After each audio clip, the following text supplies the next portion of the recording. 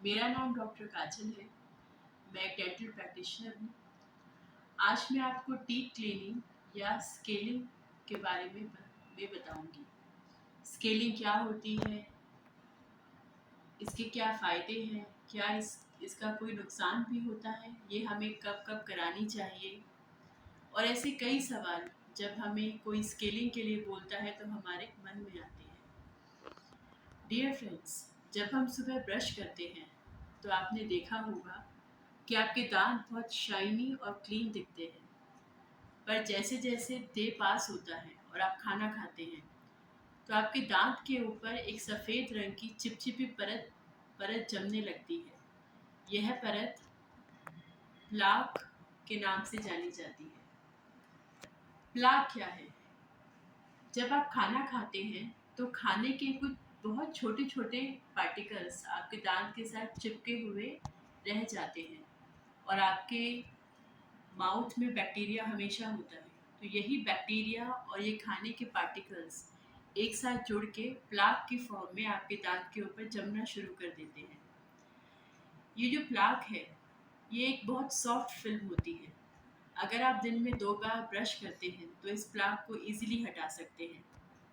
पर अगर किसी भी कारण से ये प्लाक 24 घंटे से ज़्यादा आपके दांत पे चिपका हुआ रह रह जाता है तो आपके सलाइवा या थूक में कैल्शियम एंड फॉस्फेट आयंस होते हैं, जो इस प्लाक के साथ मिलकर हार्ड होना शुरू हो जाते हैं।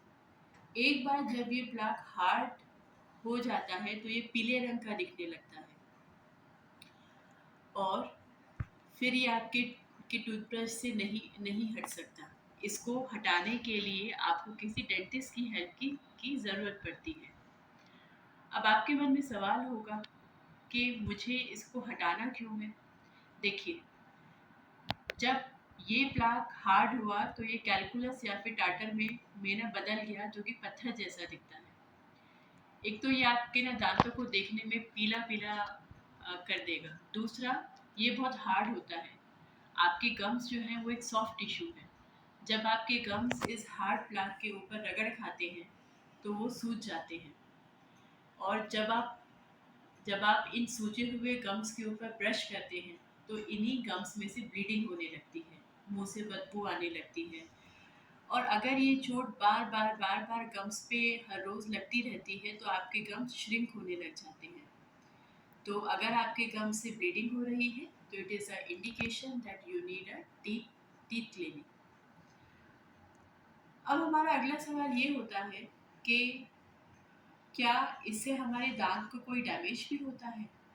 देखिए, टीथ क्लीनिंग के लिए हम अल्ट्रासोनिक स्केलर नाम की एक मशीन का यूज़ करते हैं, जिससे कि वाइब्रेशंस बनती हैं, और ये जो अल्ट्रासोनिक वाइब्रेशंस हैं, ये आपके दांत के ऊपर चिपकी हुई गंदगी को, ठीक है, वाइब्रेशन से हटा देती है, और आपके दांत के लिए एब्सोल्युटली सेफ है। हाँ, जब आप क्लीनिंग कराएंगे तो उस टाइम पे सिंस आपके गम्स में ऑलरेडी स्वेलिंग है तो गम्स में से थोड़ी बहुत ब्लीडिंग होना नॉर्मल है, या थोड़ी बहुत सेंसेशन आपको क्लीनिंग के टाइम पे महसूस हो सकती है। बट बिलीव मी, एक बार क्लीनिंग होने के बाद विद इन अ वीक ये सारी प्रॉब्लम्स गायब हो जाती हैं, and your oral hygiene improves, you feel much better. अब हमारा आखिरी सवाल ये आता है कि ये क्लीनिंग हमें कितनी बार और कब कब कब करानी चाहिए? As per dentistry, cleaning is advised every 6 months. But as per my clinical experience of 15 years in this field, अगर आप अपनी oral hygiene as a recommended by the dentist कि 2 बार आपको ब्रश करना है, अपने ना दांतों को बीच से भी क्लीन करना है with the help of a floss और इंटरडेंटल ब्रश, अगर आप प्रॉपर हाइजीन फॉलो कर रहे हैं तो साल में एक बार क्लीनिंग भी इनफ है। बस ये है कि आपको उसके अलावा डेली 2 बार ब्रश करना है और अपने दांतों को अच्छे से क्लीन क्लीन रखना है। आपके टीथ में फिजिकली खाना कहीं भी फंसा हुआ नहीं नहीं होना चाहिए।